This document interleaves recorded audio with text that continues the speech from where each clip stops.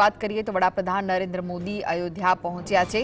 અયોધ્યામાં પીએમ મોદીનું ભવ્ય સ્વાગત કરવામાં આવ્યું છે। સાકેત કોલેજથી રામ મંદિર સુધી પીએમ મોદીનો ભવ્ય રોડ શોનું આયોજન કરાયું છે। ઠેર ઠેર પુષ્પ વર્ષાથી વડાપ્રધાન નરેન્દ્ર મોદીનું સ્વાગત કરાયું છે। બપોરે 12 વાગ્યાના સુમારે પીએમ મોદી રામ મંદિરના શિખરે ધજા ચડાવશે। તો રોડ શોના દ્રશ્યો આપ જોઈ રહ્યા છો। વડાપ્રધાન નરેન્દ્ર મોદી અયોધ્યા પહોંચી ચૂક્યા છે, જ્યાં તેમનું ભવ્ય સ્વાગત કરવામાં આવ્યું। તેમના પર પુષ્પવર્ષા કરવામાં આવી હતી। વડાપ્રધાન બપોરે 12 વાગે શિખર પર ધ્વજા ચઢાવશે। લોકોની ભીડ ઉમટી છે વડાપ્રધાન નરેન્દ્ર મોદીને જોવા માટે।